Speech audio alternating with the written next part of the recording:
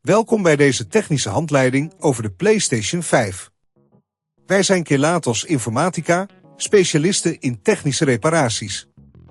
Wij halen je apparaat thuis op, voeren een gratis diagnose uit en sturen je een offerte voor de reparatie. Geen telefoontjes, geen verplaatsingen. We zijn gevestigd aan Calle Joaquin Maria Lopez 26, Madrid. Handig, transparant en professioneel. Link in de beschrijving. Veel gebruikers melden dat hun PlayStation 5 vreemde geluiden maakt. Dit kan veroorzaakt worden door ophoping van stof of een defect onderdeel, zoals de ventilator. Als je dit probleem niet op tijd aanpakt, kan het leiden tot oververhitting of zelfs permanente schade aan je console. Voor deze reparatie heb je een schroevendraaier met verschillende bietjes nodig, een zachte borstel voor het schoonmaken en eventueel wat isopropylalcohol om de onderdelen te reinigen. Begin met het uitschakelen van je PlayStation 5 en haal alle kabels los. Zorg ervoor dat je een schone, vlakke ondergrond hebt om te werken. Nu gaan we de behuizing openmaken.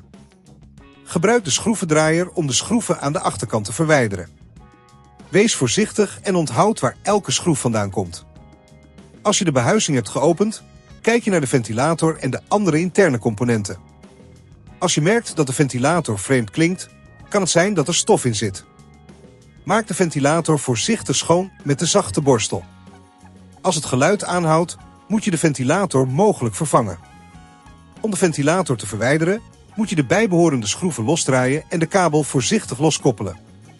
Let op dat je geen andere kabels of componenten beschadigt tijdens dit proces. Als je op dit punt merkt dat het te ingewikkeld wordt, onthoud dan dat wij bij Kelatos je apparaat thuis ophalen en het gerepareerd terugsturen. Na het vervangen van de ventilator monteer je alles weer in omgekeerde volgorde.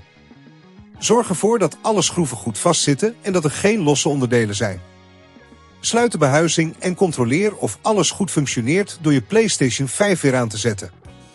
Om te voorkomen dat dit probleem in de toekomst weer optreedt, is het belangrijk om je console regelmatig schoon te maken en ervoor te zorgen dat hij op een goed geventileerde plaats staat.